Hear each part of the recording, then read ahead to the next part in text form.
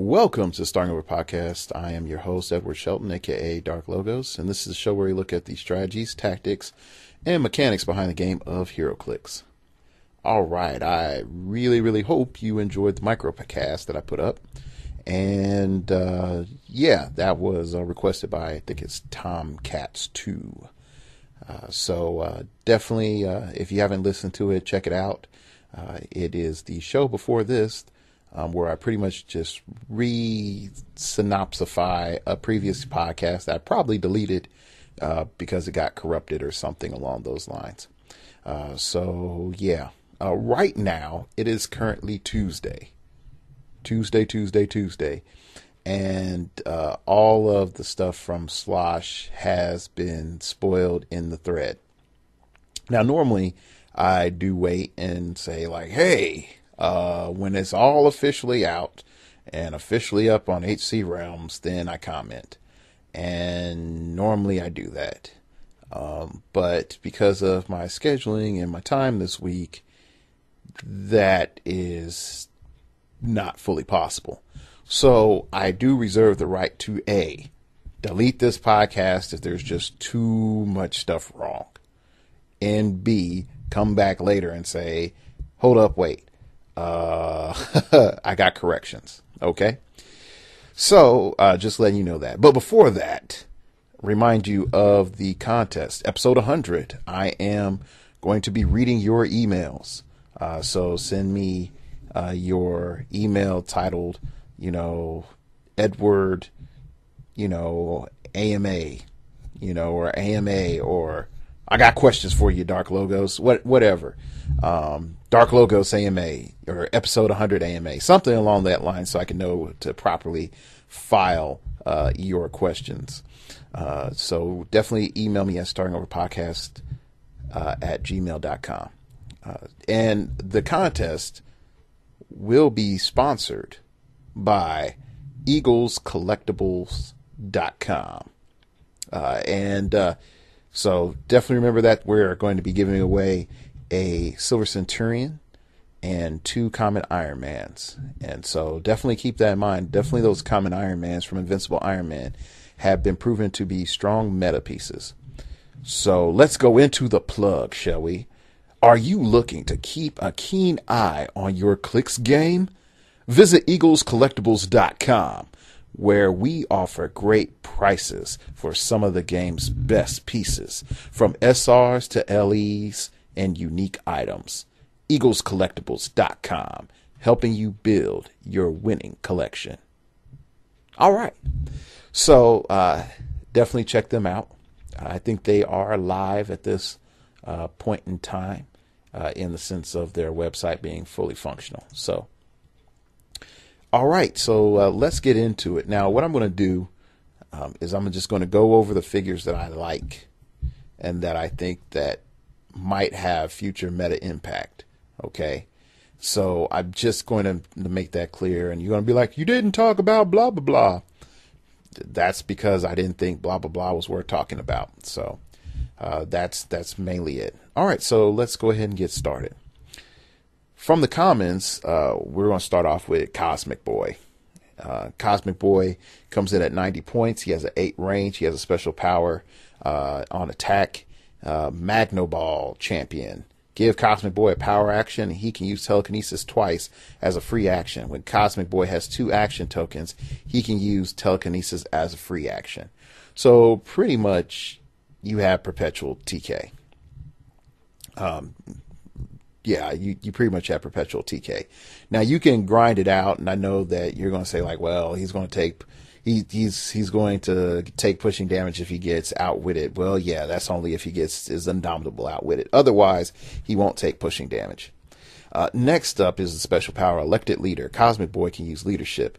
When he does, all characters with the Legion of Superheroes keyword are considered a lower point value.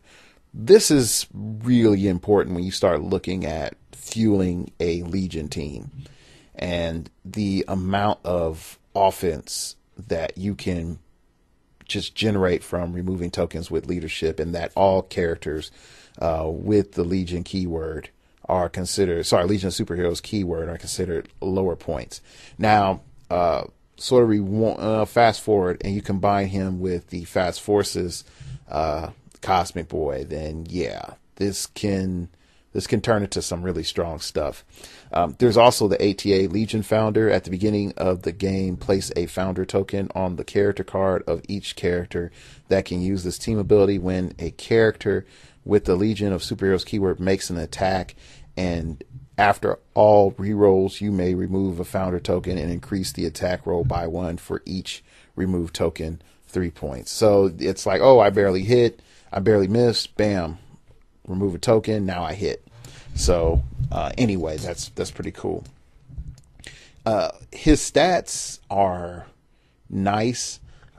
Overall, I think that his second click is primarily the main click that you're going to see people play him on, and really where he's going to spend the majority of his time. Running shot, 8 range, 10 attack, 3 damage, 17 defense, energy shield, and indomitable. That just has to be used in this current meta. So definitely something to look at. And a lot of people forget you can use TK to stealth bust. So that's a big deal. So overall, I give a 2 thumbs up for Cosmic Boy. Next up is Saturn Girl. And Saturn Girl is good mainly for her click 2, which is Strongest Mind. Saturn Girl can use mind control, and if she has no action tokens, she can use it as a free action. When she uses mind control, she isn't dealt unavoidable damage from it, and she increases her attack value by +1 for each action token assigned to her target. Welcome to Brother Voodoo Gender Bender Weird Time. Yay. And here's why. Because on her click 2, 3, 5, and 6, she has pretty much Brother Voodoo's mind control power. Yeah, she has that. Except it's, hey guys, I get to get my stat mod only if you have tokens, which can allow her to deploy safely if you're targeting against characters with 2 action tokens, or if you're using in-cap on your team. So not only did you in-cap that character, you also were able to give Saturn Girl an additional +1 when attacking that character, or +2 depending on the situation. So definitely something to think about there.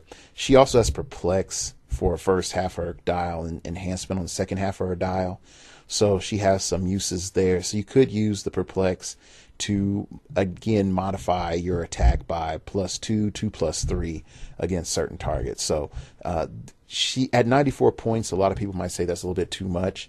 With a vehicle carrying Saturn Girl around, again, not as a pilot, just carrying her, I think that she can be a really interesting threat, because she can mind control from 8 squares away for free, or 9 squares if you perplex up the range. So that's a pretty good range, where Voodoo really has to sort of get on top of certain characters.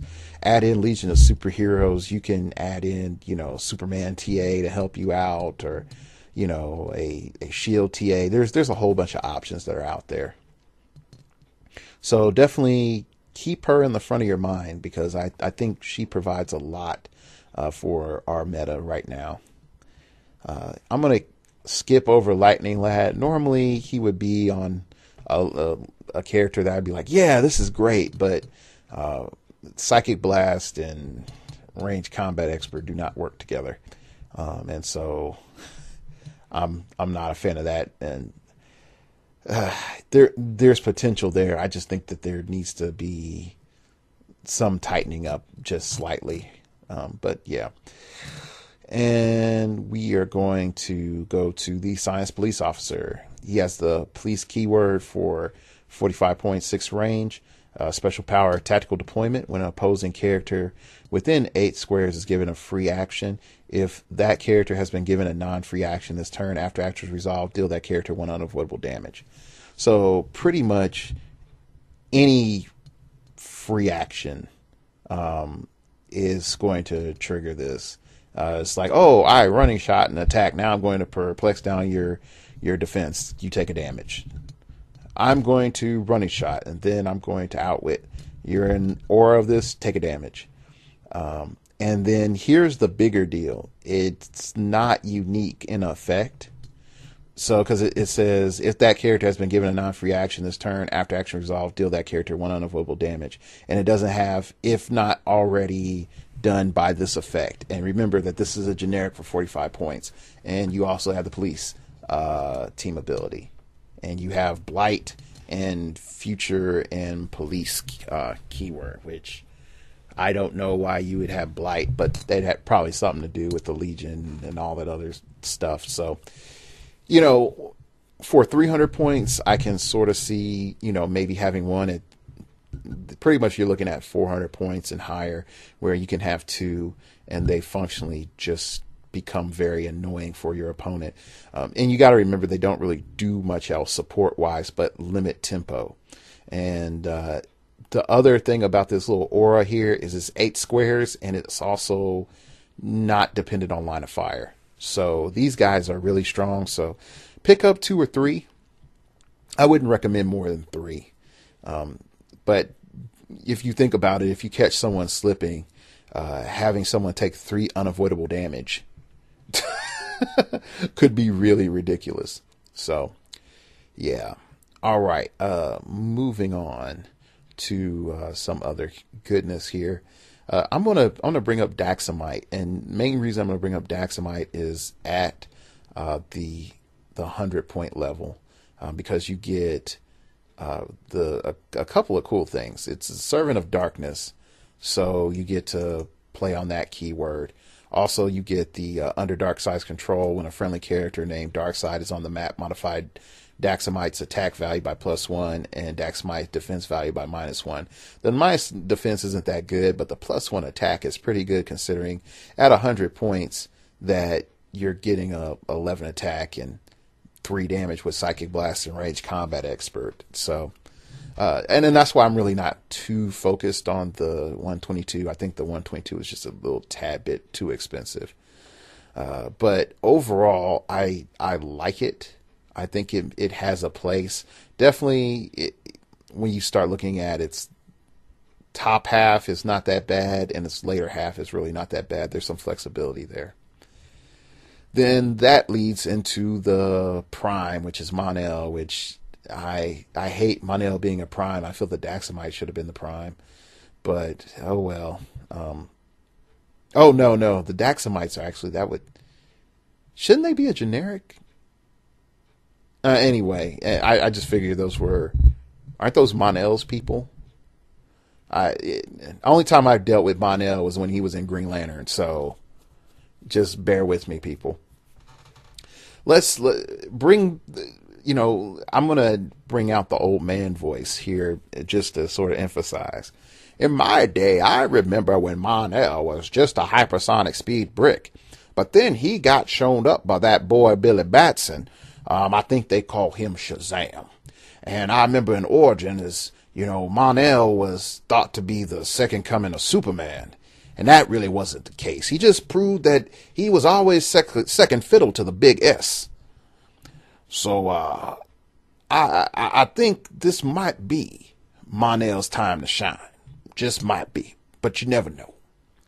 So coming back, Mon-El. Legion of Superheroes, TA, Superman Ally, TA, Future, Legion of Superheroes, and Past, keywords, 10 range, 175 points, 12 movement, 12 attack, 18 defense, 4 damage, hypersonic speed, impervious, leadership, super strength. Ooh, if that doesn't yell a very cost-pointed Superman, I don't know what does. Now, some people might say, hey, he doesn't have Indomitable, and I'm like, I don't care. If I hit you twice with a heavy, something is dead. Something should be dead at that stage.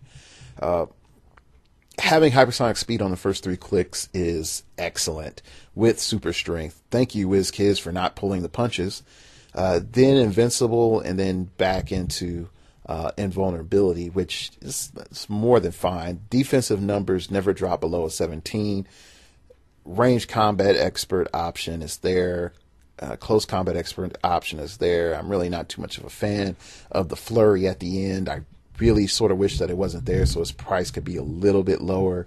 But who knows, in some weird, bizarre world, that might save somebody the game.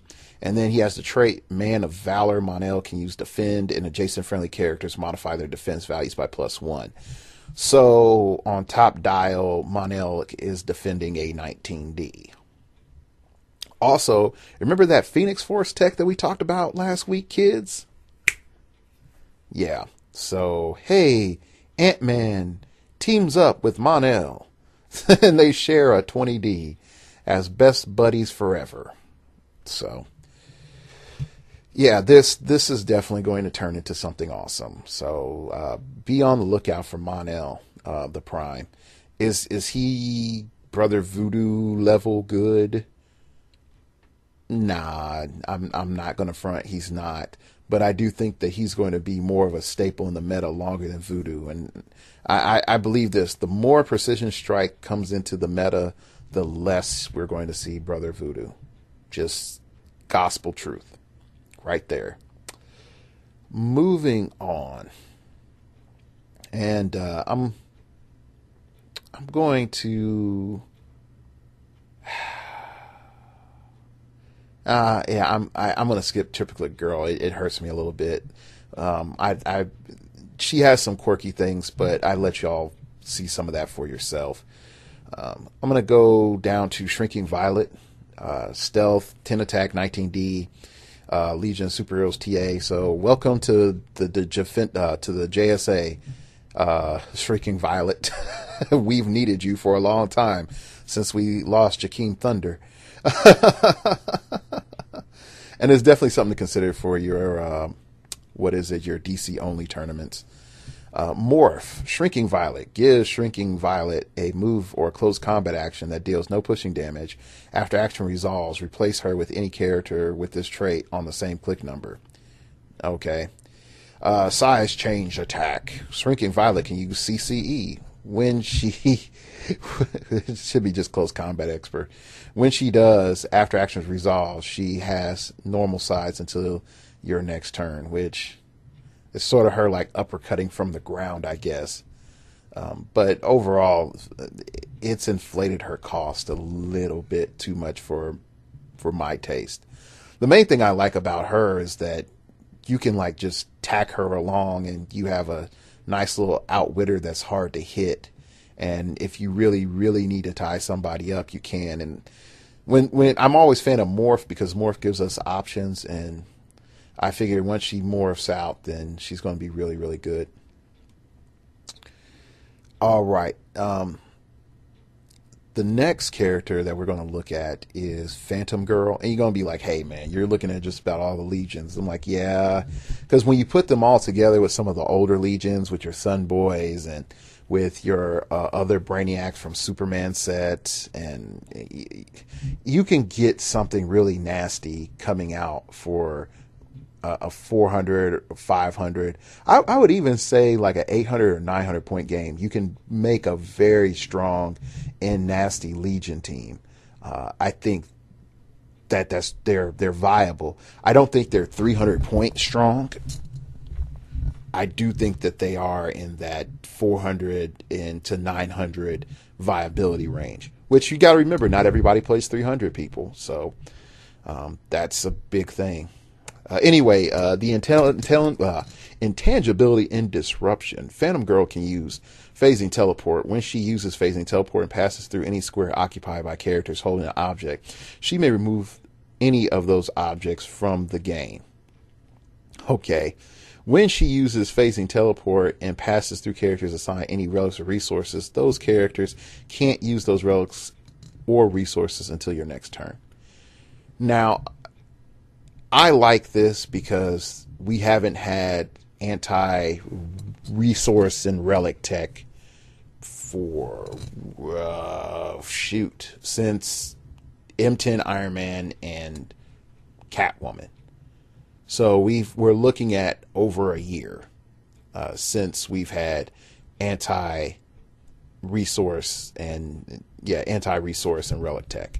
So her being some of that first line of that, I think is really awesome. What I think that this little character here is going to do is going to create a very tough situation for Infinity Gauntlet and Bat Belt users, because all of a sudden she shuts down your Infinity Gauntlet. You are outwittable. You don't have super senses. You don't have +2 stats. You don't have any of that stuff that you were building up. You can't, you take an action. Guess what? You won't get to spin the gauntlet because you can't use the gauntlet. And scene. You know, open the stage curtain doors and the figure is dead lying on the ground. I think that this is very scary. Very scary, because it's not an attack roll. It's just whoop whoop. She decided that she wanted to phase through you. And with a 12 movement and phasing teleport, she's guaranteed to get to you. She's guaranteed to get to you. So it's just a matter of when. It's just a matter of when. And I know some people might say 72 points is a bit much, and I do agree. 72 points for what she does is a bit much.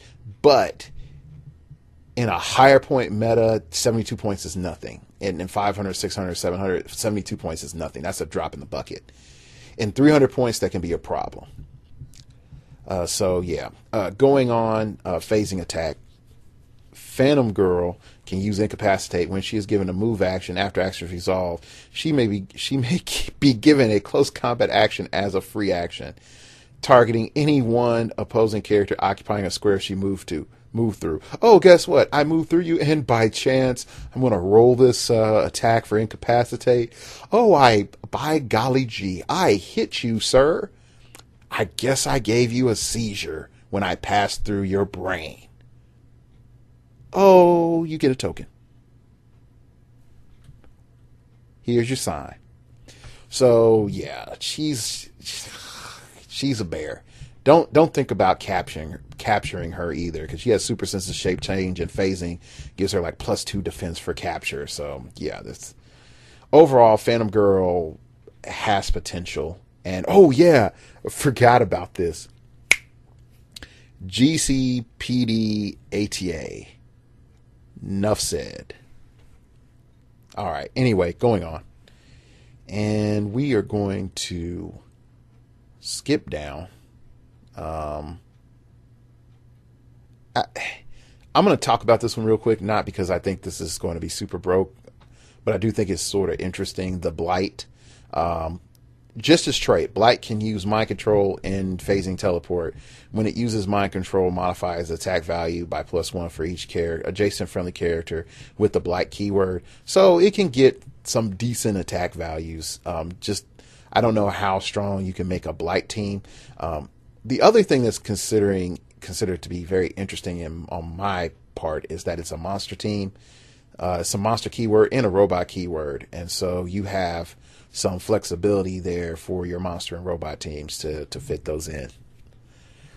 Yeah. Anyway, moving on down the line. I'm going to skip over Polar Boy. He's not the replacement for Sun Boy, I hate to say. He has some control, but I think he has potential. He just needs a lot more things than what Legion of Superheroes can give. So I'm just going to leave it at that. I'm going to move down to, who is it? Yeah, I'm going to go to Sensor Girl. And Sensor Girl is a very interesting character, and here's why. She starts off with stealth. She has a 10 attack within cap barrier, and then she has a special power, not where you think. Sensor Girl can use probability control and shape change. Add that on with her improved targeting, ignores hindering terrain and characters, and then also her trait, illusion seems real. Sensor Girl can use perplex, but only modify an opposing character's attack or defense value. So technically, you now have a perplex on your opponent and a probability control. You can see them through stealth. You can prob through stealth. I mean, there's a lot there to be fully aware of. So I think that as a support piece, she's good. She goes from stealth, in-cap, barrier into mind control, barrier. The in-dial flurry and precision strike is okay, but I think it just inflates her cost too much. But yeah, she's a really good piece to have. You do have some rally options there. Moving, oh gosh, just keep going down. Now, this character I'm going to bring up, I'm going to mainly bringing up because of her point cost, and then also the fact that I think that she is super cheap, and yeah, that would be under point cost.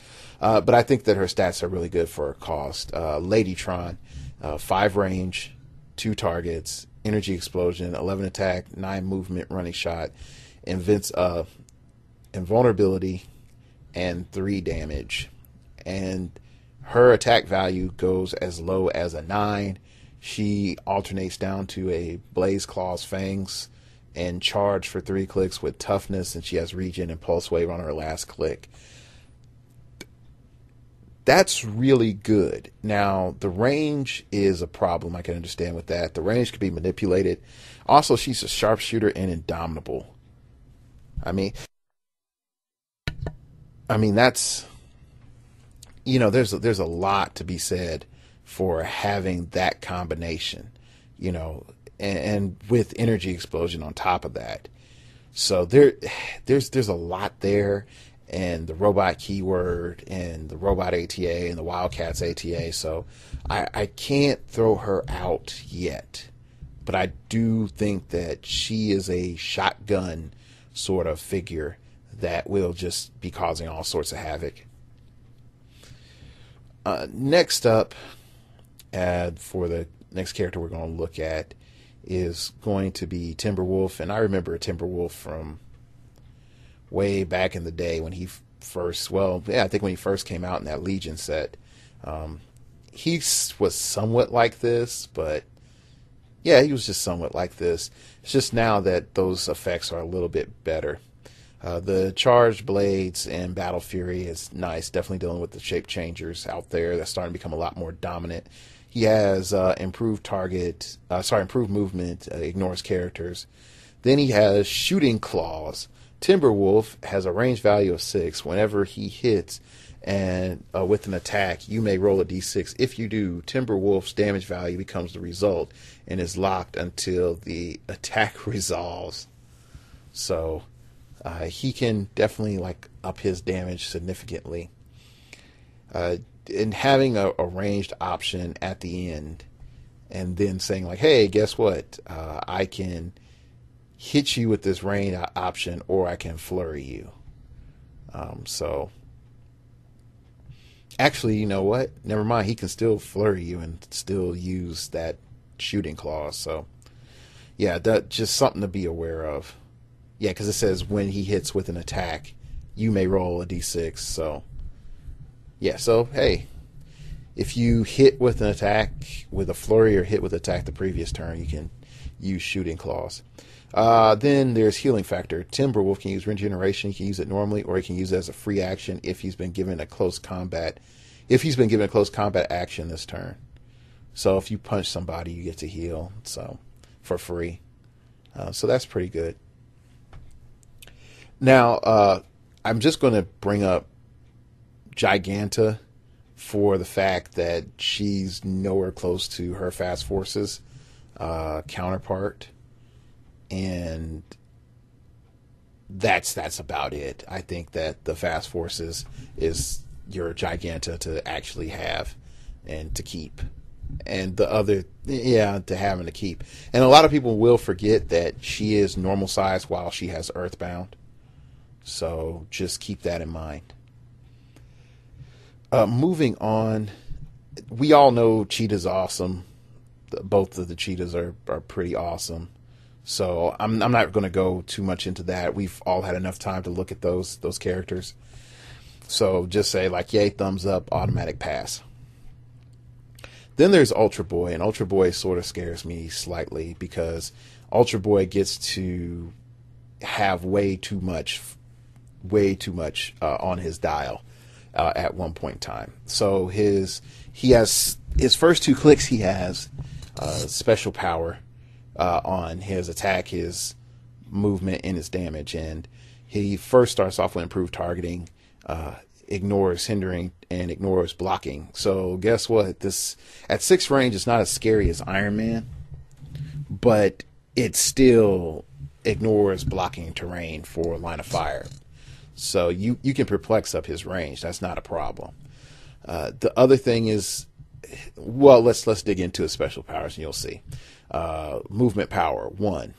At the beginning of your turn, choose one to last until choose one to last until you choose for this power again. Ultra Boy can use running shot or he can use charge. So you can pick running shot or charge. Okay. Power, his second power. At the beginning of your turn, choose one to last until you choose for this power again. Ultra Boy can use penetrating psychic blast, or he can use energy explosion, or he can use super strength. You're starting to see where it's going here. And then this last special power, at a time. At the beginning of your turn, choose one to last until you choose for this power again. Ultra Boy can use impervious, or he can use energy shield deflection and super senses. He can use energy shield deflection or super senses. He can use energy shield deflection and super senses. Okay. So when you put it all together, he can become a charged super strength brick, or he can be a running shot psychic blast through walls, hard to hit with damage reduction, or evade everything with energy shield deflection.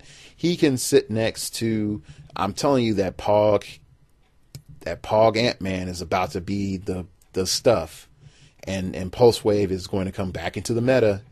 You know, forget Silver Centurion. You know, Pulse Wave is going to have to come back, because you just saying, hey, I have energy shield deflection in a 20D. It doesn't matter if you have a 12 attack, you still have to roll an 8 to hit me. Like realizing that, you know, that's a big deal.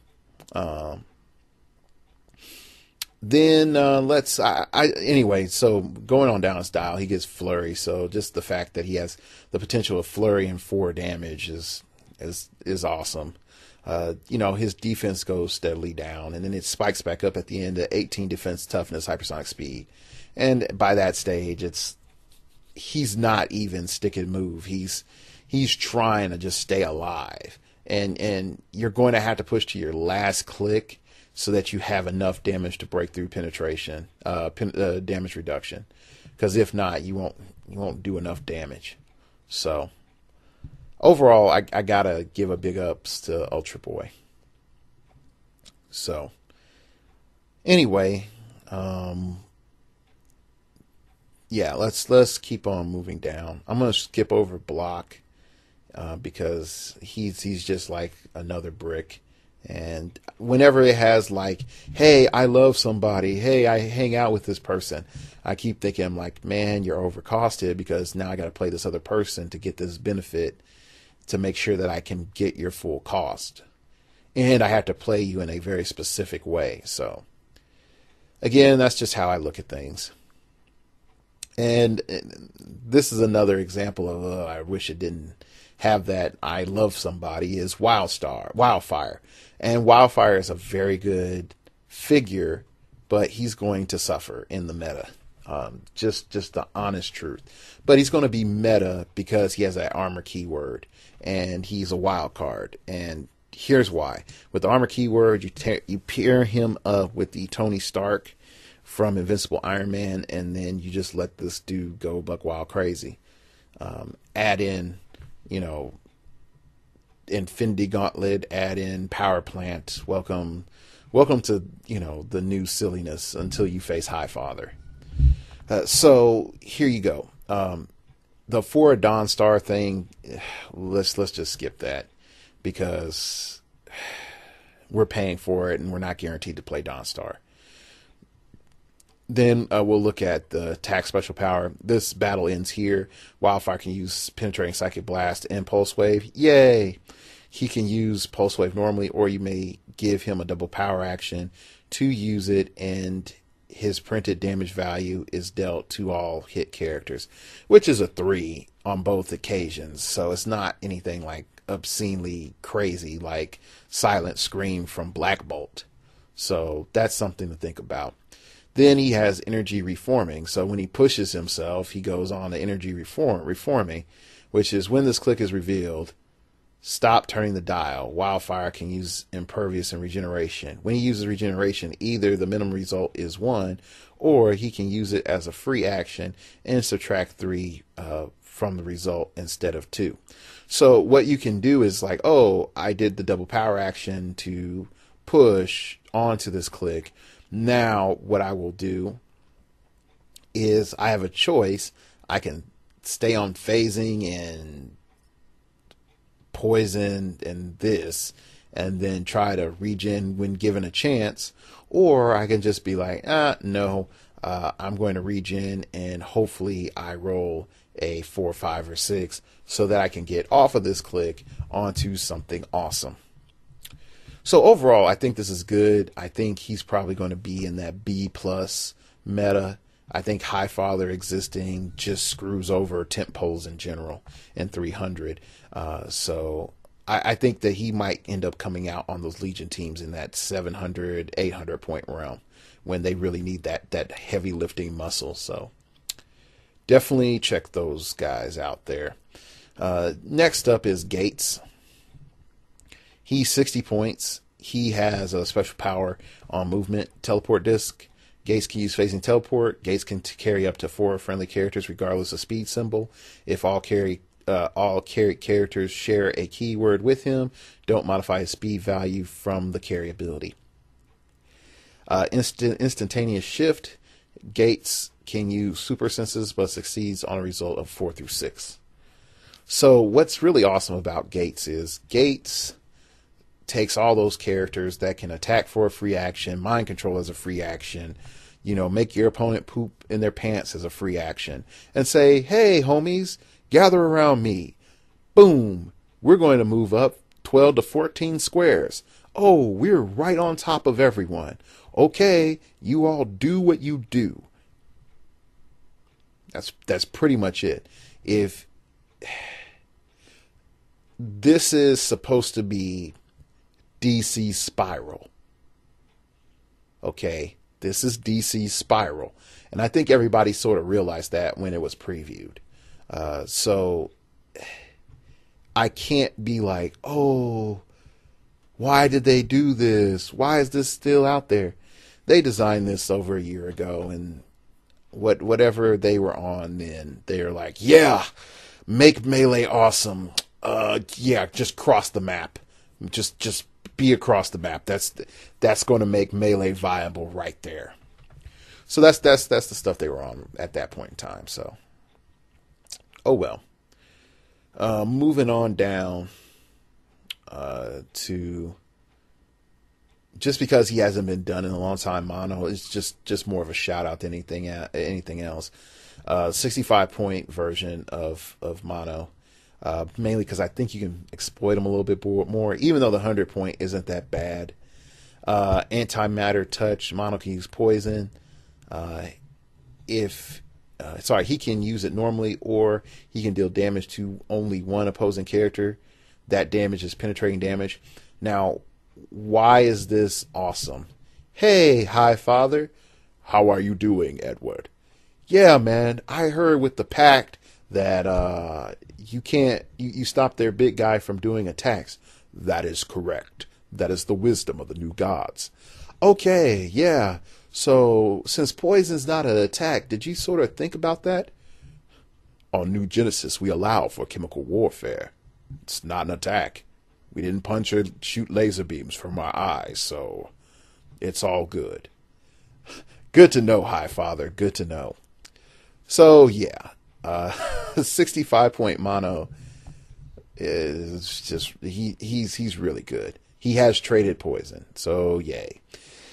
Then he has disintegrate walls, give mono a free action and destroy an adjacent wall or a square of blocking terrain. So he's like, I make doors for you, homie. So overall, I think that once you look at the 65-point version, we're probably going to see new lamp tech, new I teleport you into the fray tech, new something broke tech. I don't know what it is, but it's going to involve like 3 monos, some sort of tempo control, and some teleport guy. I don't know. It might be Gates for all I know. And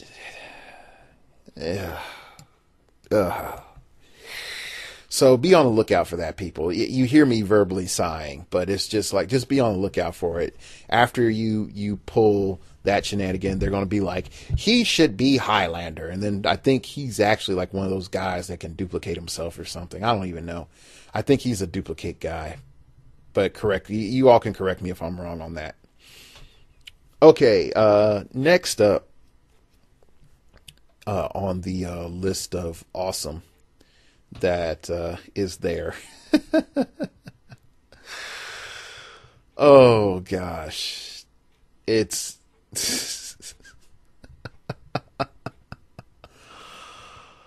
oh gosh. Anyway, I'm debating on, yeah, well, we'll talk about Calabac.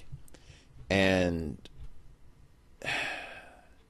here's why, and I'm mainly going to bring up Calabac because I don't want you all to be shocked or surprised when this happens to you. Ignore all of his stats except for the fact that he has charge, super strength, and battle fury on his first click, and 11 attack. Just ignore everything else because the rest of the dial doesn't matter. It's like, whose line is it anyway with the points? The rest of his dial does not matter. Okay. He has his trait. Defeating you will prove my worth to father. Once per game, give Calabac a double power action.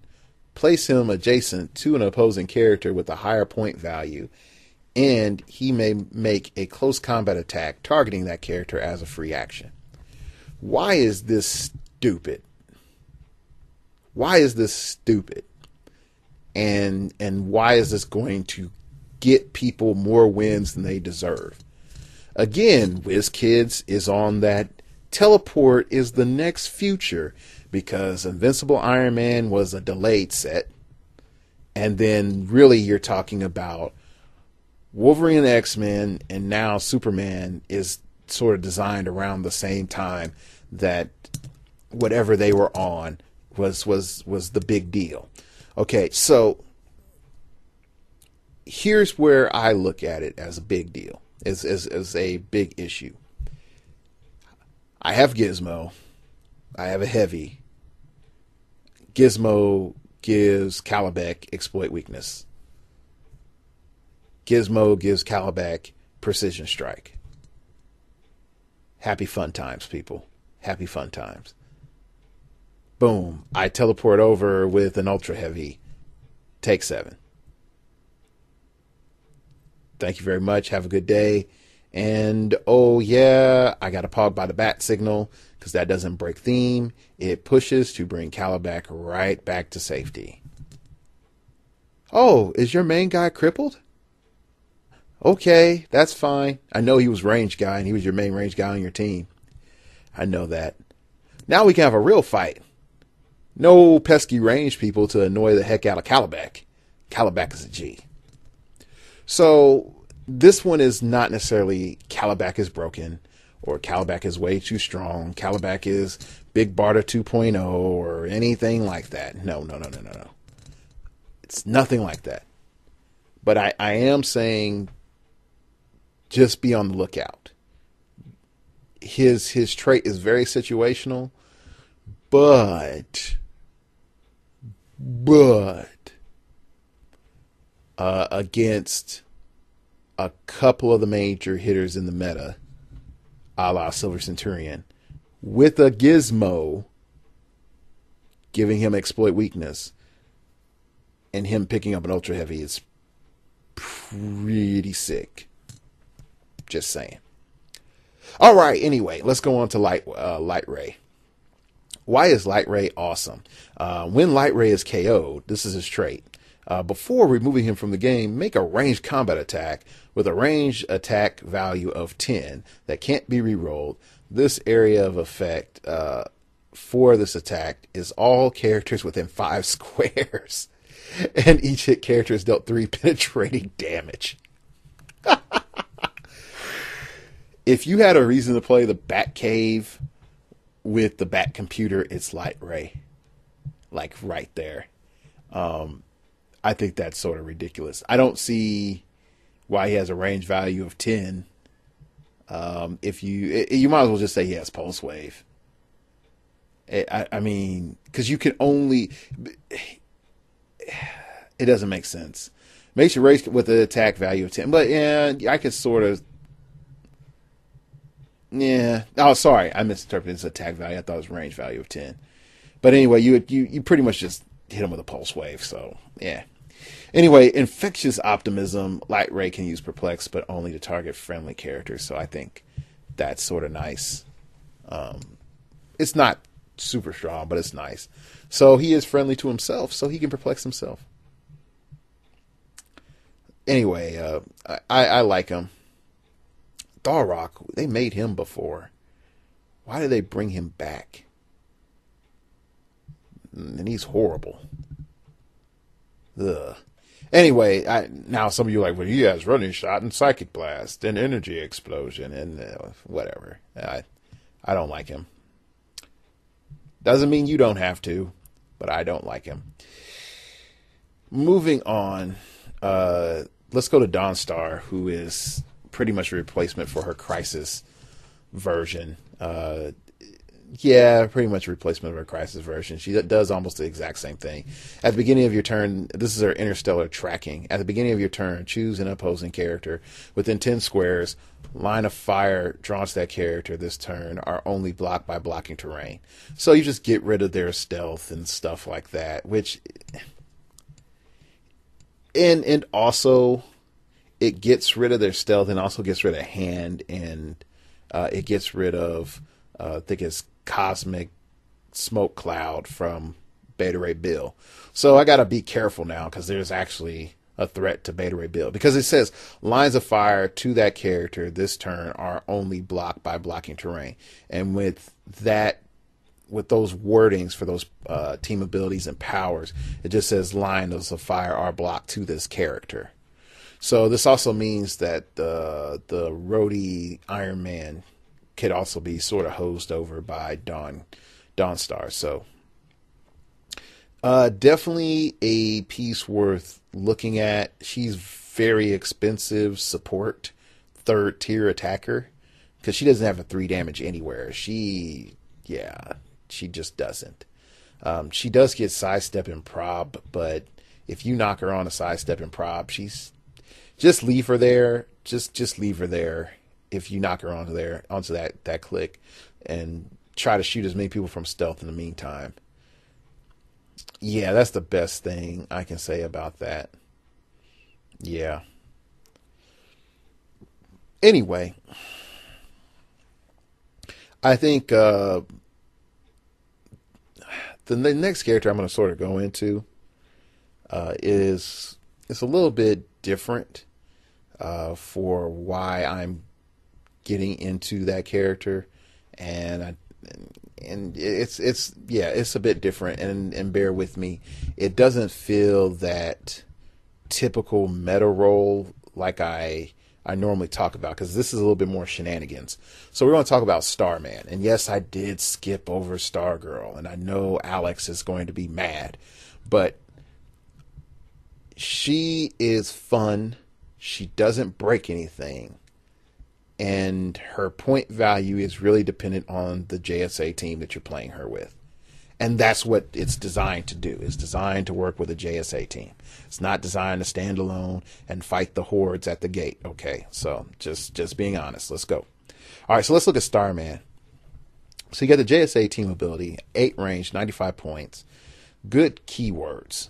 No defensive powers whatsoever. None. None. which is why you really are depending on your JSA keywords. But the biggest thing that we're looking at is pop culture collector. After objects have been placed, you may place any two objects in each other's squares. So you can sort of swap objects around. So if you have a light out and your opponent has a heavy near their starting area, you can just swap that. Okay. Starman modifies his relic rolls by +1. So this is sort of good if he's picking up hammers or other stuff that normally is a little bit tougher to pick up. Then he has Star Rod and Jujitsu. Starman can use energy shield deflection and super senses. That's not bad. So this is where your defensive power comes in. When he is targeted with a close combat attack and either evades it or it misses, give the attacker an action token after actions resolve. So the main issue that I'm seeing here is that he is a support / control / third tier attacker that can really mess things up because he gets perplexed. He has the Star Rod and Jujitsu, and you can just perplex up his defense again, and from range you're going to have cap defense no matter where you're at. So you're rocking around with a 20, and then if you add in even more so with another JSAer that has a good defense, you're just asking for a annoying time. Your opponent is going to be throwing fits, and there's not much that they can do. And if your opponent's dice go cold and they keep trying to hit Starman, then yeah, they're going to get tokened up. Okay, so the thing you got to look at is they're going to get an action token for whatever attack that they did, unless it's a free attack. And then they're going to get an action token for missing. Unless they have willpower and indomitable, they are pushed. They're going to take pushing damage. Like that's the thing that people aren't thinking about with Starman. And then you sort of add on the fact like, okay, he gets Pulse Wave and he gets Range Combat Expert and he also gets Force Blast. Well, you can combine that into all sorts of ping pong fun. Okay. And with the 8 range, you can definitely turn that Force Blast into something really annoying really quickly. So, I mean, Starman is definitely a figure that I think people are going to sleep on from the rares. And then when he gets used a couple of times, people are going to be like, oh, okay, Starman. I see what you're doing there. Anyway, speaking of silly, different support, welcome to the Black Light Ring for everyone for under $50. Shadowlass. She gets the Blight keyword, which I don't know what happened with that story arc, which, yeah, I don't know. So she has Future and Legion of Superheroes, and she gets Absolute Darkness as her trait, which is Shadowlass can use Smoke Cloud. Friendly characters that only occupy squares with these markers can't have lines of fire drawn to them, and opposing characters that only occupy these squares can't draw lines of fire. Now, what this means is you can put somebody in this, and guess what? If you put an opposing figure into this, they can't use Outwit, they can't use Perplex, they can't make a ranged attack, they can't use Sharpshooter. So that's a big thing. The next thing is that you and all your homies get to have Smoke Cloud around, and you all functionally have Uber Stealth, and Superman TA can't break it. Now, where this is going to be an issue is that because, like, you have things like Golden Falcon Soaring that ignores hindering terrain, but the effect is not hindering terrain. The effect is from the trait that just says while you occupy the markers, and they're not even, it's a Smoke Cloud markers. So the only thing that you might have to be concerned about, and again, it depends on how it's ruled, is going to be the Matter Rearranger ring that would allow to turn the Smoke Cloud square into clear terrain. So that's about it. And it can only be done with a character with no action tokens. So, yeah. That's just something, for you all to think about. So Shadow Lass is 78 points of game changing, and I think at higher points, this can be really ridiculous. Also, the thing we got to find out about is, can we stack smoke clouds on top of each other? Can we have 2 levels of smoke cloud? Because if so, you could create pretty much an absolute zero effect where even the Matter Rearranger ring couldn't deal with 2 Shadow Lasses. So, just a thought. Just a thought. Anyway, moving on. Glorith. This one is silly because this is a team ability. Sorry, this is a trait that should never exist. From a sorcerer's world,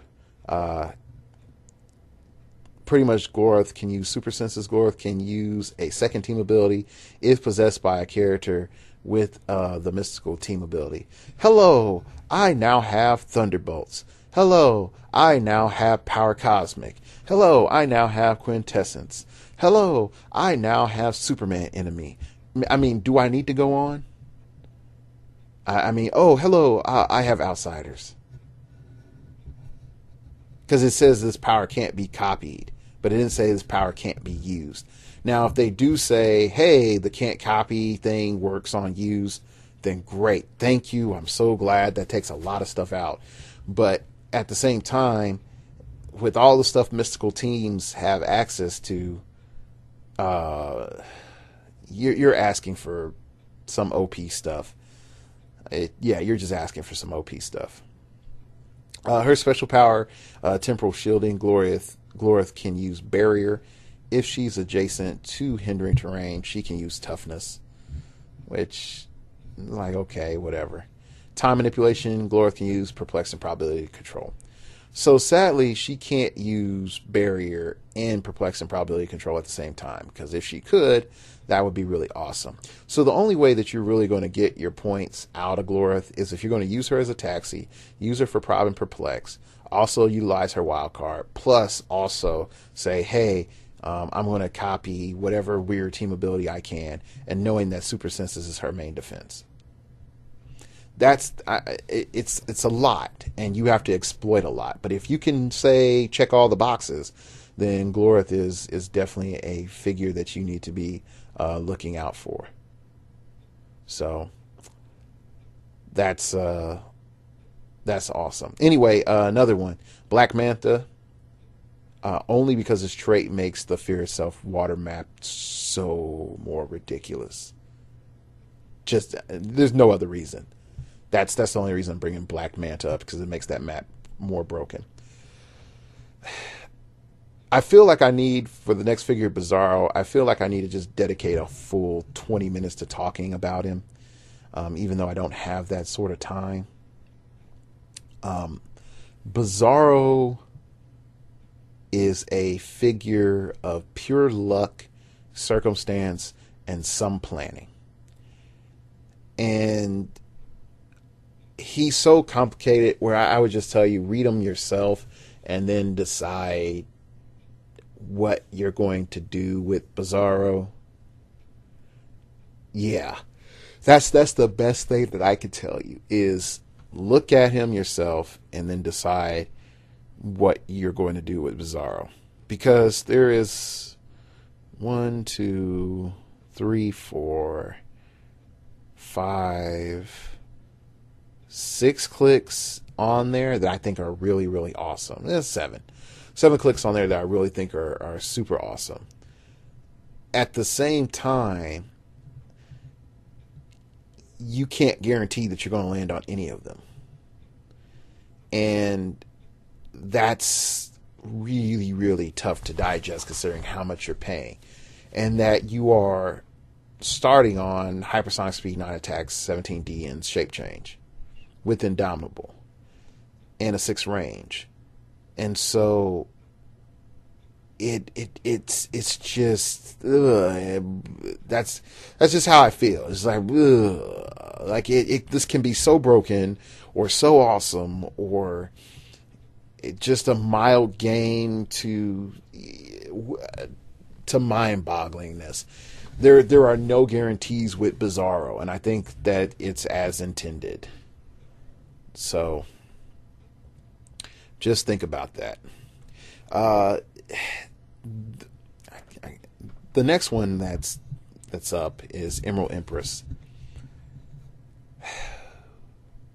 This one, I've sort of been struggling with her for a couple of days now, since I've seen her spoiled. And I think she by far is the sneak meta. I think she is the character that when we finally realize how to abuse her, it's going to be really annoying. That's the best way to put it. It's going to be really annoying.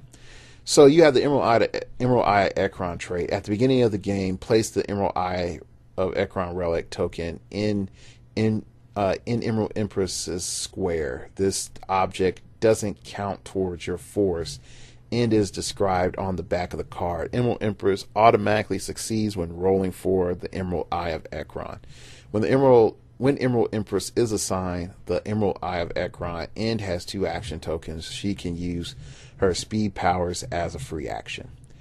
This part is scary because guess what? There's stuff in this set and the Dark Knight Rises Catwoman and a few other things that can just hose you over and snatch your cookies. Okay? So it's just like, hey, guess what? You got that object there, starts in your square. Not anymore. I got that sucker. So that is scary. Let's just be honest. That's scary because your opponent can snatch that from you. And there's no way for you to not follow the opening phraseology of this. So that's your first, like, ugh. But if your opponent doesn't have anything like that, then getting this automatically for 115 points, 190 I'm not too keen on, but for 115 points, I'm like, ooh, yeah, that's a real good deal. Is this character can use mind control, incapacitate, improve targeting, ignores hindering terrain, hindering characters, and isn't dealt unavoidable damage from mind control. Hello, Brother Voodoo Land. When this character takes damage from an attack, Emerald Eye Ekron is placed in an adjacent square. Characters may attempt to assign Emerald Eye of Ekron more than once per game. So the other cool thing about this is that you can take another character and say, hey, I want you to have Emerald Eye of Ekron. We're just going to keep having you roll for it until you get it, buddy. And that is really awesome because this is what relics have needed for a long time. Just the ability to keep rolling and rolling and rolling and rolling. Now, the problem is, again, your stuff can be jacked with. Pure and simple. So if we look at purely her stats, 115 points for running shot, 11 attack, 17 defense with and super senses and outwit, and 8 range, that's very nice. It's a lot of control. It's a lot of spatial control. It's a lot of frustratingness. And if you do get the Emerald Eye of Ekron on you, you ignore hindering terrain. So guess what? You're a stealth buster. So there's a lot of goodness there. So I like it. I think that it's going to be meta worthy. Temporarily meta worthy is going to be Universo because everybody's going to be playing all these Legion teams. So for like the next 2 months, he's going to be boss. So I like that, but I am warning you for the next 2 months, just be on the lookout for a Universo. Okay. Moving on down to Orion. He's going to be annoying. He's going to be annoying at 200. I think this is the one in sealed that if you see Orion on the other side of the field and you ask how many points are you playing him at and they say 200, be concerned. Just be concerned. I'm not saying be fearful. I would say be concerned. Let's start off with trait number 1. Ping, ping, ping. At the beginning of your turn, if Orion has any action tokens, you may give him a free action and heal him of 1 damage. Wow. Isn't that interesting? We are at, and he has Indomitable. So if he didn't have Indomitable, I'd be like, yeah, that's awesome. But he has Indomitable. So he doesn't take pushing damage. We are at war. When Orion targets a character with the Apocalypse keyword, modify his attack value by +1. When he targets a character named Darkseid, modify his damage value by +1 and ignore any defense powers the target can use. Which, yeah, this is nice, helping you kill Darkseids, but 9 times out of 10, that's not going to show up. So that trait is part of your cost, but whatever. Going into his movement power he starts off on both of his dials with Orion can use phasing teleport, running shot, and the flight ability. So you can decide to carry him, or he can fly and carry. Now, no, he can use the flight ability. Doesn't mean he can carry. Those are two different things. So remember that, people. Then you have Dog of War. Orion can use exploit weakness and flurry, and he gets that on his later clicks. So he can charge and flurry, or charge exploit. So that is very, very interesting and very strong. But the big thing that you need to look at Orion is that he has 2 clicks of Invincible starting off, then he goes into Impervious, then 2 more clicks of Invincible, then Combat Reflexes and Battle Fury. His damage value goes as low as a 3. And it stays on the beginning of his dials, the beginning of each of his dials, and at the end of his dial at a 4. So overall, you're getting a lot of value out of Orion. I'm not going to go into Darkseid because that's a whole different quagmire. It's just a different quagmire. Anyway, this character is a little strange. Mainly because it seems a lot more too expensive to be supportish, but could come in handy to do something different in the meta. First, it's his Computo. Trapped into every computer on Earth. Give Computo a free action and choose an opposing character within 8 squares. The chosen character must be holding an object, be within 1 square of an object, or be assigned a relic or resource. Which, hey, that's just about almost every figure nowadays. Place an ID token on the chosen character card. When Computo uses Outwit or Perplex, he may target characters with an ID token anywhere on the map. Here's your sign. Now, this is very, very, very powerful because this is a free action and you get to choose a character within 8 squares, not even line of fire. Okay. And then you just put this ID token on that character. Doesn't say that it goes away. Doesn't say that you get to, after you action resolve, that's it. You can pretty much just tag their whole team given enough time. If you combine Phantom Girl, you can outwit Infinity Gauntlet people. And shut down their Infinity Gauntlet if they're relying on it for their power cosmic. You can annoy Phoenix Force people. There is so much that you can do with Computo. And I know he's expensive, and I'll say he is relegated to 7. Well, no, I won't say that much. I'll say he's relegated to about 600 points and higher. Okay, but he does that trait is just so good. Anyway, going on, his attack power, or actually his defense power, programmed to help. Computo can use Legion of Superheroes team ability. Computo ignores damage dealt to him and is dealt 1 unavoidable damage instead. This power can't be countered. So you can't pulse wave him. And well, actually, you would pulse wave him to do 1 damage. You can't just psychic blast him off of it. He is starting off having that power. I wish he had that click like a couple of more times, at least one more time on his dial. So anyway, you can't force him off of his top click. If your opponent can't force you off your top click, which means that you can just be as annoying as you want to be. Anyway, his attack power. Computer can use Flurry, Precision Strike, and Quake.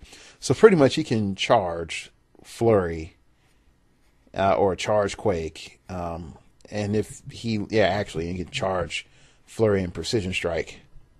So, And then on top of that, outwit you. So, there's a lot of funness with him. I think I would encourage everybody, if you can get one, just have one just for fun, and then play around with them in home games. I think it'll be really fun that way. All right, we're finally up to the super rares, people. I know we've gone over an hour, so what we're going to do is a brief intermission.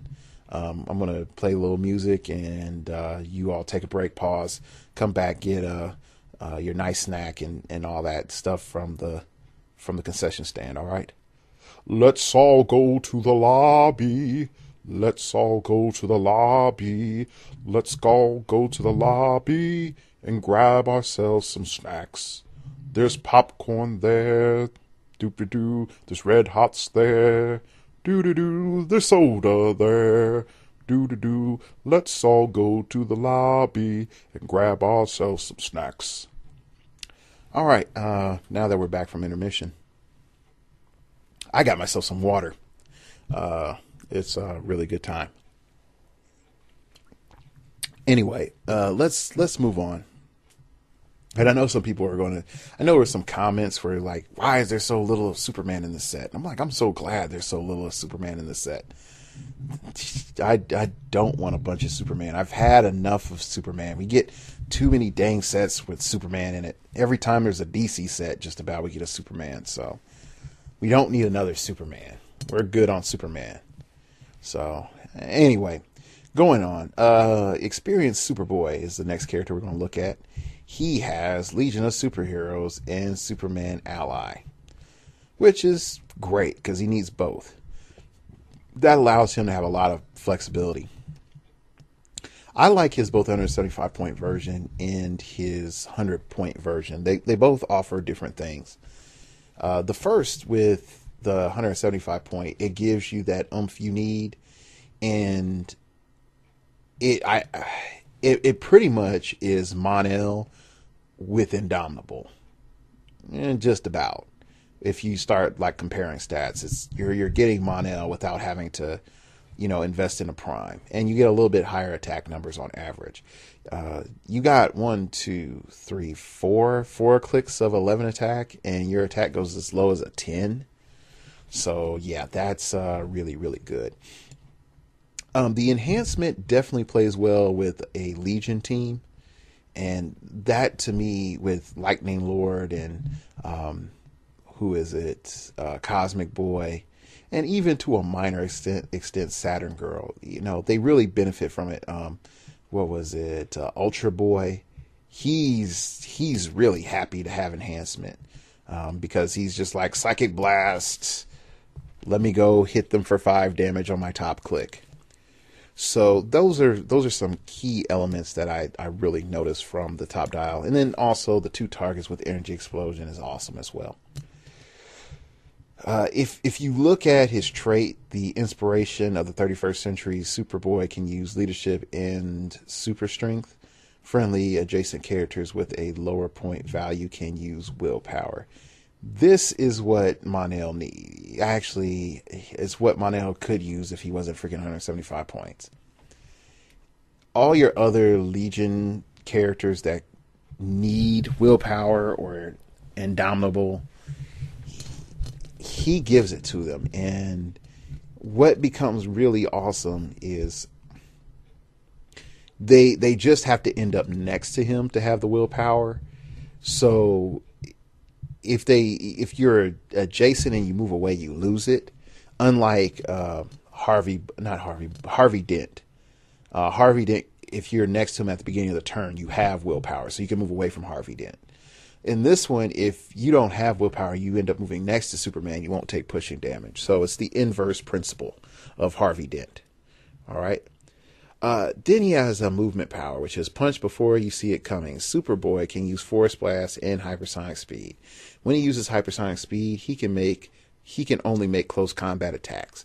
Now, some people would say, yes, that's Superman, and that makes things fair. And to an extent, I agree, because I guess they didn't want another common Superman power level showing up.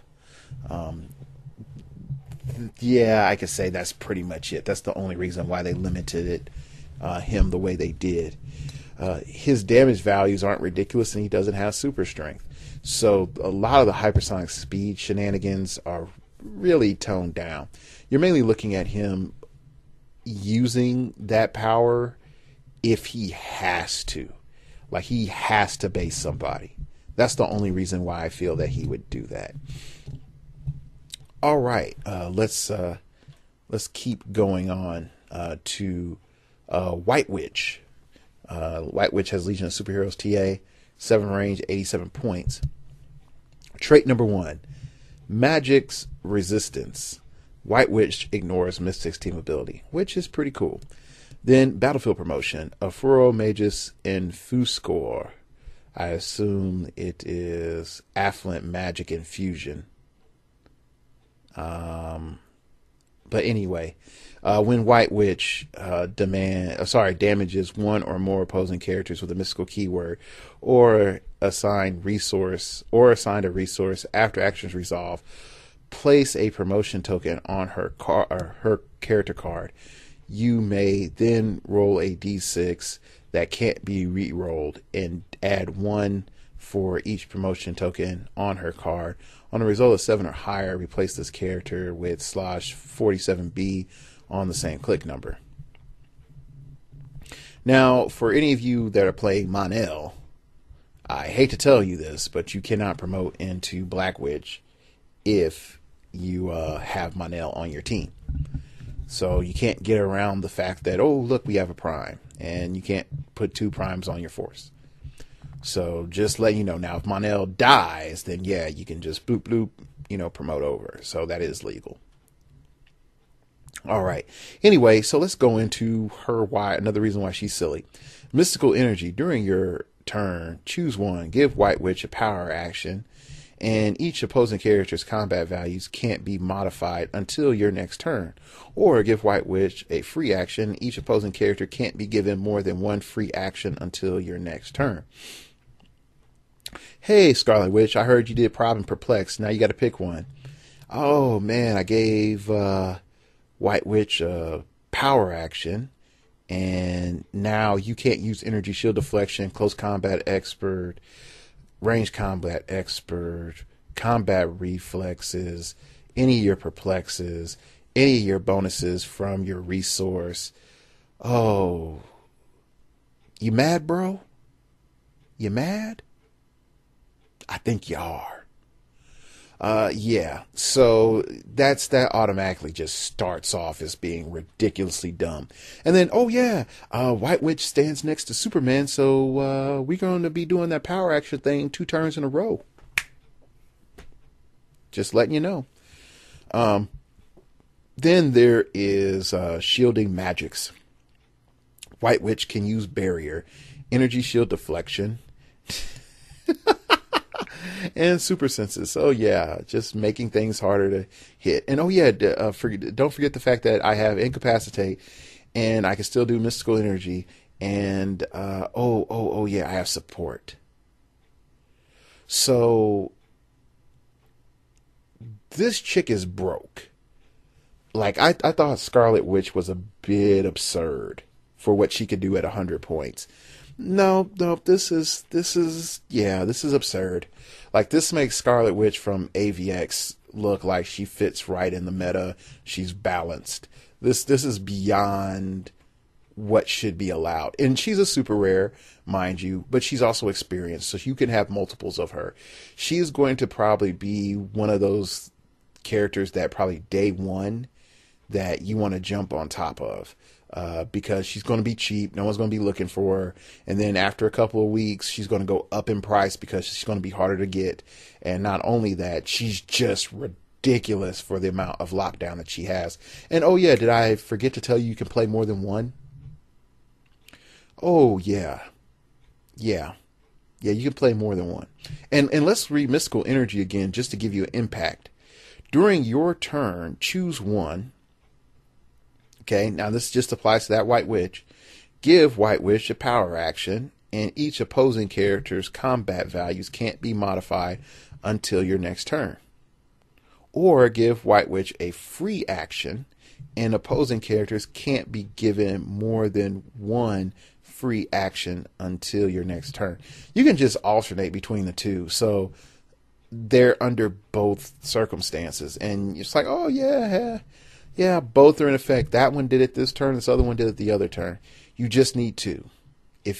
And again, that tactic is something like 500, 600 points. You can do really well. Not in 300. But having one of those in 300 is really good. Okay. Let's move on. Let's look at Black Witch. And if you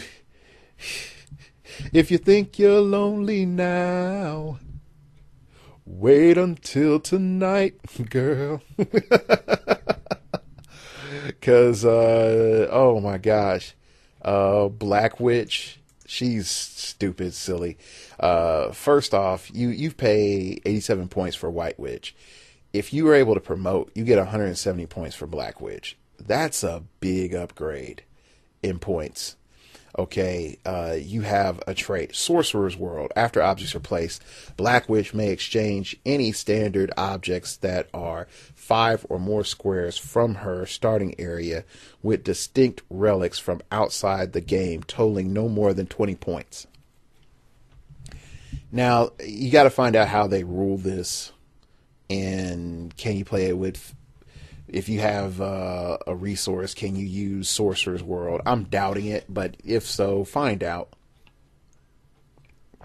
I'm betting not, but if it's allowed, she's a game changer. Also, it just says after objects are placed. Now, I'm going to say that that's going to be a phase of game. So that's like at the beginning of the game. But if after objects are placed is a perpetual, meaning from any point in time after objects are placed, you can use Sorcerer's World, that makes the promotion that much stronger. Because by that time you can be like, I need this, and then just bring in like all these relics that you need. So that's just like another added thought. Then for us, my love, Black Witch can use defend. Friendly characters named block modify their defense values by +1. Blah, whatever. Don't care about block. Dark Magics. Black Witch can use steal energy. When Black Witch attacks opposing character with a mystical keyword, she can use steal energy with ranged combat attacks. Just for that alone is worth 170 points. Now, yeah, she doesn't have a lot of mobility. Bring in Noel's Hammer. Now I got M-Dom, and I got Running Shot. And just welcome to my world. Energy Explosion, Psychic Blast, Pulse Wave. I mean, it's a good dial just overall. Invincibility, then to invulnerability, to super senses, the energy shield. I mean, she's a good piece. She's a really, really good piece. Next up is Tellus. Tellus has a 5 range, 82 points. He has a lot of mind control. At 82 points, I know a lot of people might be saying, like, oh, that's just too expensive, and I can understand that. Having TK is pretty cool, too.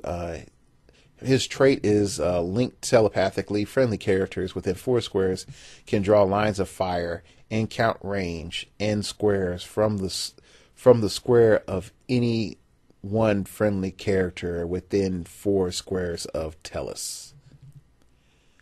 That is why he is broken. So you for some of you who might not fully understand why Tellus is broken, let me put it like this. You know how Golden Falcon soaring is limited by the fact that Iron Pharaoh can't shoot his full range out? Yeah, that's the limiting factor. But you get all this cool stuff. Let's say replace Golden Falcon soaring with Tellus. Okay. And then say you get your full range. So, hey, Darkseid, you have a 12 range. Tellus is within 4 squares. Now you functionally have a 16 range. Hey, Iron Man, you have an 8 range. Tellus is within 4 squares. You functionally have a 12 freaking range, Iron Man. 12 range, Iron Man. Oh, I running shot to it. Oh, I get to do all my game effects too. And oh, hey. Oh, but it didn't just say Tellus. It said friendly characters within 4 squares can draw lines of fire and count range in squares from the square of any one friendly character within 4 range of Tellus. 4 squares of Tellus. So guess what? If we create a diameter of 8 squares and Tellus is in the center of that radius. Actually, it would be a radius of 8 squares and the diameter is halfway. Math terms, people, it's fundamental. Okay, so I can let's say I have Darkseid on one side. Tellus is in the center of the radius. And then on the other side, I have Mr. Miracle, for whatever reason. Okay, Darkseid's range is 12, hypothetically. In pure safety of the starting area, I have a 8 range automatically, just automatically. Okay? Because, Mr. Miracle is up front. Okay? Not only that, when I shoot, the range will be drawn from Mr. Miracle. And now, functionally, my 12 range is now 20. Here's your sign.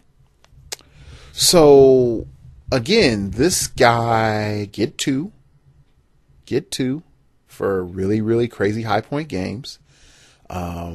Because people will not think about how broken he is. If there was anything that made range ridiculous, Tellus would be it. And oh yeah, did I forget to tell you, since Tellus has TK, he can TK out a character, or TK out a Pog, or a series of Pogs, for you to wonderfully draw lines of fire to. And and it's not just for attacks. Not just for attacks. So, yeah, Tellus, welcome to the new age. Yeah, this is going to be, I guess the title of this podcast is going to be Slosh, a musical by Dark Logos. Anyway, before I get even more frustrated, I'm going to move on. All right. I know some people are like Solomon Grundy, born on a Monday, is going to be awesome, and I think he's going to be okay. I think he's going to just get mitigated over time. I think we're just going to find more and more ways of killing him. The first few month and a half, he's going to be like, oh my gosh, Solomon Grundy. And then after that, it's going to be like Solomon Grundy died on a Friday. Anyway, Toyman is just fun tech. I would encourage people just to encourage something different, play Toyman. He actually is pretty fun. He's not broken. He's just fun. And even with his several of his toys could be a little bit, some people might say a little bit underpowered. I think they're fun, and I think they're enjoyable for the game. Anyway, moving on to Tachyon, because he's been on the forefront of my mind for too long in the last few months, of wondering what his stats were. But he has a 7 range, 2 targets. He has Conduit of the Source. Once per game, give Tachyon a free action and choose Perplex or Probability Control. Opposing characters can't target Tachyon with the chosen power of this game. This is a big deal because it means I can't be probbed by your Scarlet Witch anymore. Or I can't be perplexed by your Omen anymore. Which can be a really big game changer. Next up is Faster Than Thought. Tachyon can use Hypersonic Speed and Pulse Wave. When he uses Hypersonic Speed, he can use Pulse Wave instead of a ranged combat attack. This can be okay. And the main reason I say this can be okay is because his damage value is 3. His attack is 11. His Pulse Wave would be a 4. Actually, his Pulse Wave would technically be 2 squares. Because you remember when you use Hypersonic Speed, your range is cut in half. So that would be 4. And then you would use Pulse Wave, which is half your range again. So that would be 2. So don't get too happy like, oh my gosh, I can Pulse Wave and do this. It's like, no, you can Pulse Wave. Just, it's okay. So that in and of itself is all right. His manipulating energy, Tachyon can use probability control. When Tachyon is hit with a ranged combat attack, he may immediately place a blocking terrain marker in an adjacent square. That marker remains on the map until destroyed or your next turn, even if this power is lost. So where I want to find out from the rules arbs is, can I just decide to leave it there and then not destroy it, or can I just destroy it whenever I want on my next turn? Do I have to destroy it on my next turn?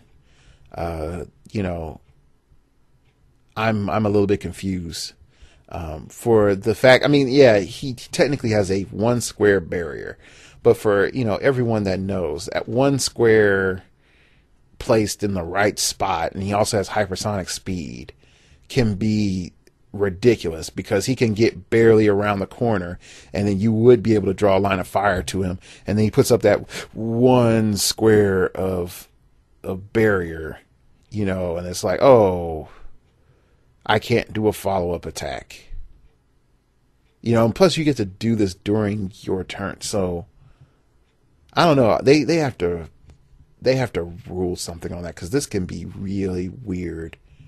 Because it gives you an or option in the wording. And immediately place a blocking terrain marker in an adjacent square. Yeah, but it only happens after you're hit. So you have to get hit by an attack, bam. Alright, I placed that blocking terrain marker, boom. You can't follow up easily with a shot. Because I blocked off line of fire, I made it more difficult. Yeah, because I could see some abuse. I can see it going either way, so yeah. Highfather, I'm not going to go into another Highfather rant. You already know my thoughts. He's OP. There's too much stuff that's not kosher with him. So, Highfather, way too strong for meta, bringing Mother May I BS back. And I will say this. I like shenanigans. I like strong shenanigans. I don't like the fact that I can't attack because you brought a piece. I don't like the fact... Now note, this is the same guy that does the Beta Ray build tech, okay? So, but I mean, you have to do a lot of planning to do Beta Ray build and make him broken. You don't need a whole lot of planning to make Highfather broken, but I digress. Anyway, next up is, gosh, I so want to talk about Big Barda and Mr. Miracle, but I think that they're risky.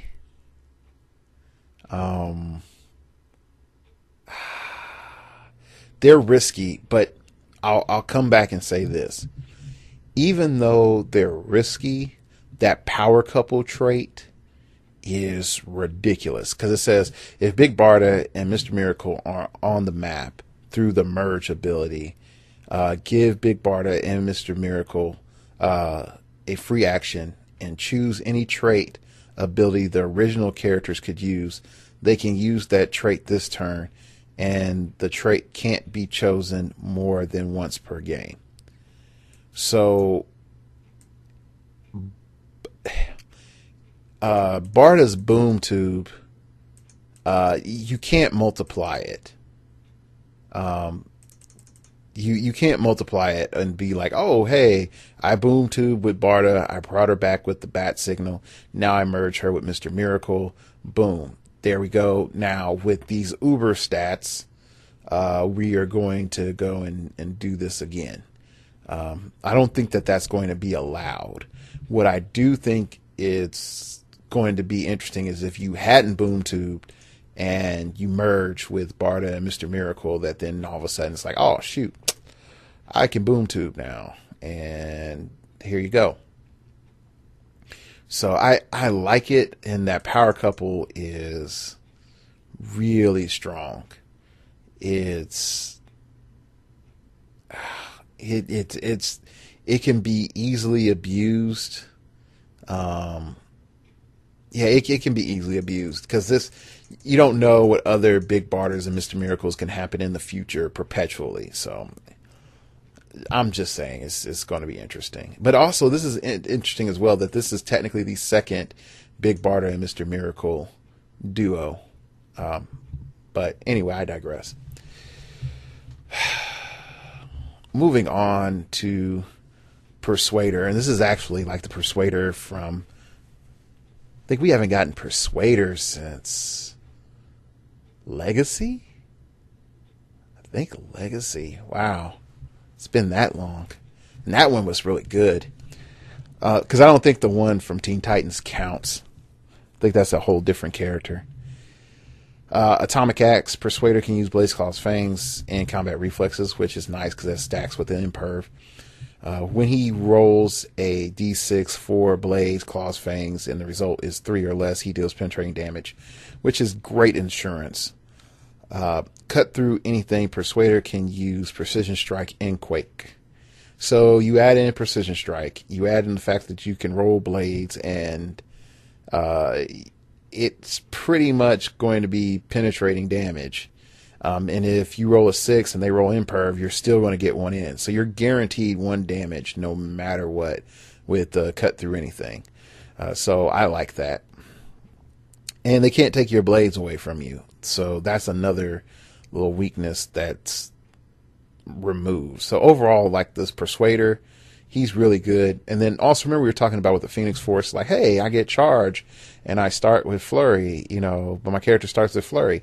Yeah, so this is one of those characters, because Persuader at 125 starts with Flurry. You have access to his Blaze Claw's Fangs, special power, and have at it. Charge Flurry goodness. Valdis, if you don't know about Valdis, just look at his dial at 175 and then cry.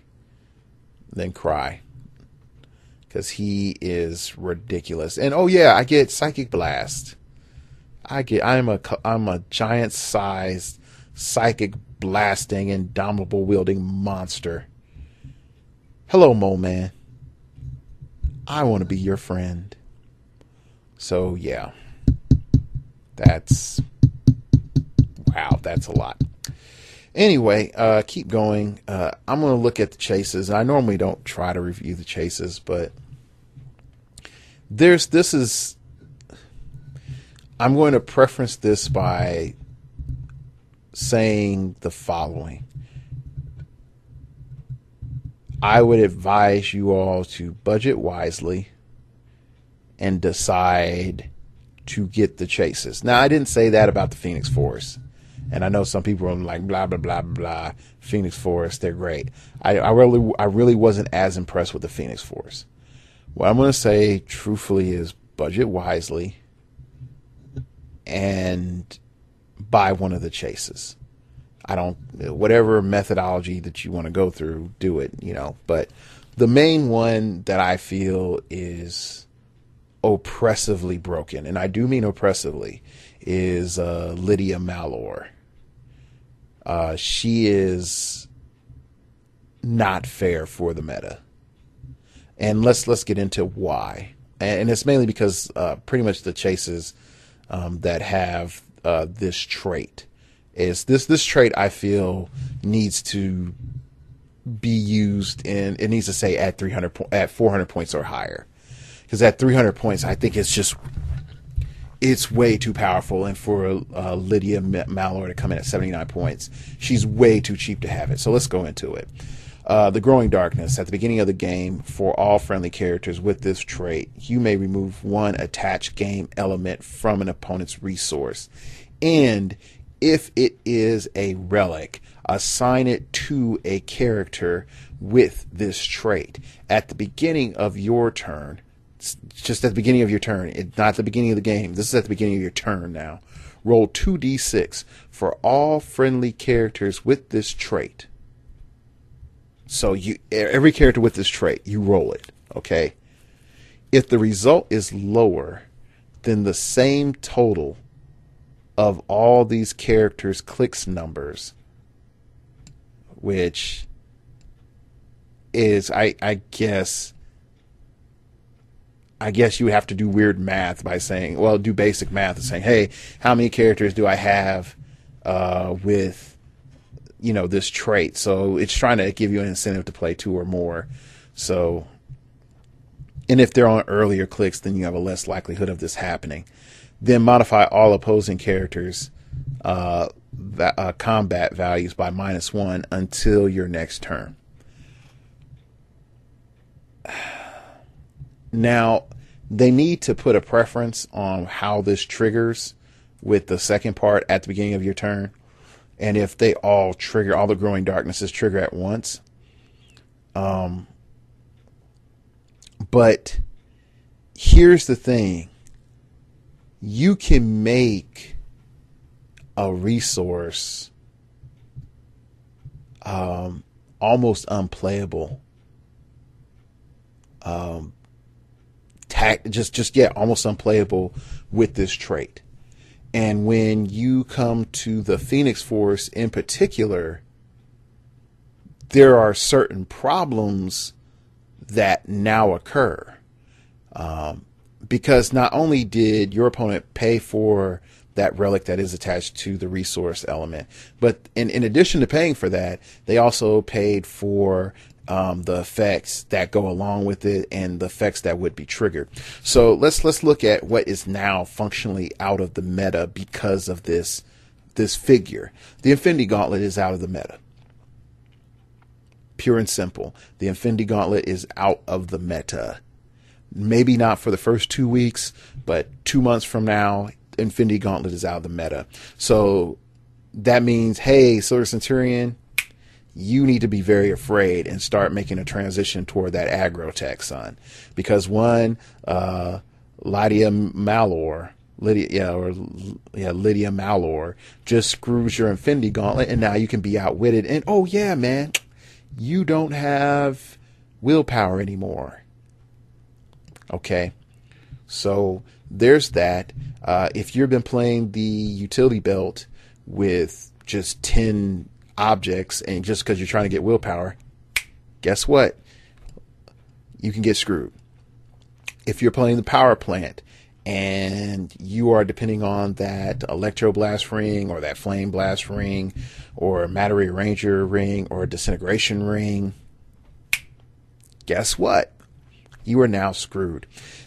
What is ridiculous is that it does not create an exclusion effect with the wielder of this traits team. So guess what? I can roll a power plant. I can roll a Infinity Gauntlet. I can roll whatever I want to on my team, but I am going to strip you for every character with this trait.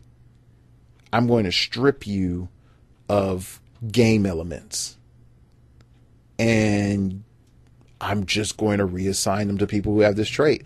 Oh, Guess what? Lydia Miller doesn't have TK. Oh, I'm going to take that Mento Blast Ring from your power plant. Oh, now she has TK. So I understand why WizKids created an anti-relic and, well, let me first say, created an anti-resource figure like this, or and figures like this. But the fact that not only do I shut you down, but I steal your stuff, that is poor, piss poor, very destructive game design, because you're telling people that you're investing all this money, all this cash, all of this time and effort to go through all of these events to get these big resource dials and relics, and then to just say, oh yeah, guess what, we're going to create a figure that will strip key components from your tactics. It's not like M10 Iron Man says, oh, guess what, I only take 1 damage from anybody inside a resource dial. Or even with Catwoman says, characters within this aura effect can't use resources or relics, or even the other Catwoman that's able to steal relics off of people. It's not even like that. This is a whole different level of BS. And trust me, it's taking I have like a no cuss rule. There's a lot.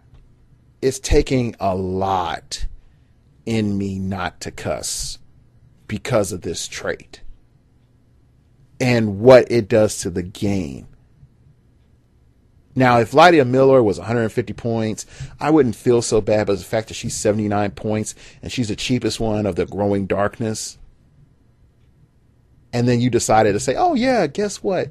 The more you hurt her at the beginning of her turn, as long as she's alive, she has a chance of giving everybody on your force a -1 attack. Really? So, and I haven't even gotten to her special power, so let's just go on. Wrapped in Shadow, Lydia Miller can use Smoke Cloud and Stealth once per turn when Lydia Miller, Lydia Miller Malor occupies hindering terrain and is given a non-free action before the action begins or after actions resolve. You may place Lydia Miller in any square of hindering terrain within 5 squares and in line of fire. Hello, darling. You just got running shot, but you have a 0 range. So I'm assuming that her range value is incorrect that they have listed. Or no, take that back. She has charge. Be equivalent of charge. Because there's nothing that's going to give her like range unless she has like a hammer or something. Anyway, Space Warp. This is her last defensive power. This is her defensive power on her last click. When this click is revealed, stop turning the dial. Lydia Miller can use Phasing Teleport. When she does, after action resolves, she may immediately use Regeneration as a free action. So not only can she run and hide, she can heal back up as a free action. So Lydia Malor probably going to go for $50 to $70 on eBay. If you see her cheaper, feel free to grab her before I do. Calabec has that Growing Darkness trait and ignores hindering terrain, ignores characters, and really nothing more to see there. And I'm assuming that he also has that like Space Warp last click special power, but it doesn't tell me right now. Guardian is the first character that I saw with this keyword. Oh, and I need to mention the fact that all these characters are monsters. All of these characters are monsters. They get Apocalypse, Monster, and Servant of the Great Darkness. So, yeah. That. Anyway. Going on. Power Manipulation. Guardian, Power Manipulation. He's 207 points. Guardian can use Psychic Blast and Telekinesis. Space Warp. Yeah, I think they all have Space Warp. When this click is revealed, stop turning the dial. Guardian can use Phasing Teleport. When he does, after actions resolve, he may immediately use Regeneration. So, Guardian is a bit overcosted hitter, in my opinion. I think he has potential, but I think he's just way too overcosted. And I think really if Growing Darkness was on him and Calibec and not on Lydia Malor, I would be fine with it. I wouldn't be as pissed, but yeah. Orion, it's more whatever. It's not that good. It's like, okay, yeah, you have Phasing Teleport and you have Transporter. Whoop-de-dicky-doo. It's in a 5 range and range combat expert. That's just a waste. It's a waste. The energy explosion is not bad, but Transporter. Anyway, it's not. Don't even think about that character. Then there's Superman. Superman has the Growing Darkness. He has Superman Ally. And out of all of these, he's the only one with the Growing Darkness Growing Darkness trait that actually has a team ability. Hypersonic speed, 11 attack, 4 damage, invincibility. Then he has another trait, which is Kryptonian heritage. Superman can use super strength. Welcome back, Superman. I'm sorry that you had to be an abomination unto God for you to be who you are again. But welcome back, Hypersonic Speed Superman. And this is the character I would say between Lydia Malor and Superman. Make your choice, but I would pick Lydia Malor if you only can afford one. If you can afford both, make sure you get Superman. I know a whole lot of people might be watching Superman than Lydia Malor. Freeze, special power. He gets it toward the end. Superman can use Incapacitate. When he does, after actions resolve, he may make a close combat attack as a free action, which is sort of dumb, but yeah, okay, whatever. So overall, this is your set, and I think I talked previously about the gravity feed another time. So this is the set. I would say this is a high buy. Most of the set is beyond playable.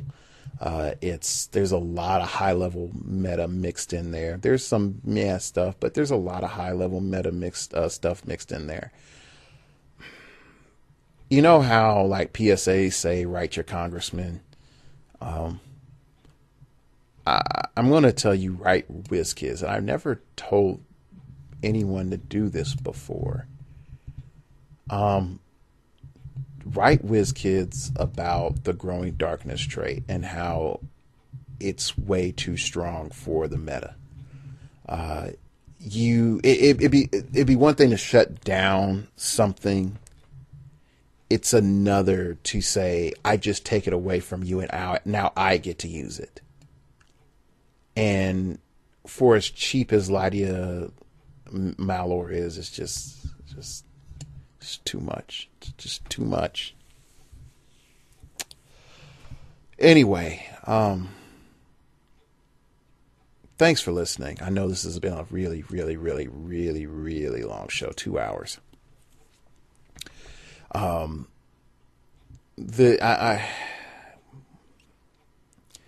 There's times like this, I would say, what keeps me going is you all listening. What keeps me going is being a positive force in the heroclix community and not just another wine fest on the realms or whatever message board that you're on or Reddit or whatnot. Some days it's tougher to do that than others. Some days it becomes really hard for me to say, yeah, keep playing heroclix. And there's days in which I'm like, man, what am I doing with my life, still focusing on a game that it seems that the designers are doing nothing more but but putting stuff out there so it'll sell. Not necessarily that it is balanced and it will sell, but the main goal of it is to sell. And I said it previously when the watch list came out. The watch list is a good thing because it allows things to be fixed and patched. But just like what happened in the video game industry, once patches were allowed, it created a sloppier design and schedule in the production of games, because the mentality was, and it still is, ship it, we'll patch it later. And that is the big problem I feel that's going on in HeroClix, is that we're in that ship it, we'll patch it later, we need to make money mindset, and that is bad. Anyway, you can email me at startingoverpodcast@gmail.com. That's startingoverpodcast@gmail.com if you wish to opine. Keep it piffy, keep it interesting. What do you think of this set? Do you think I touched on somebody that I shouldn't have, or skipped over a figure that I should have went into? Let me know. Also, if you have an AMA question, send it to me. Trust me, nothing's off limits as long as it's PG. Yeah, there you go. Anyway, you can follow me on Twitter. It came from outer space, and it said there is a darkness out there in space, but the light shines. The light shines. And last but not least, you can follow me on, well, you can go to the blog and donate. And then when a full moon rises and it glistens on the lake, a small bird will come to me and tell me to write a blog post. And when that happens, you can find out. I know. I'll just say, like, getting back in the habit of writing a blog post is hard, just for the pure fact, between two shows and this, and two HeroClix shows, a lot of my thoughts get poured out. So anyway, again, thanks for listening. Thanks for sticking in there for the 2 hours. Yeah, and remember, we all got to start over sometime.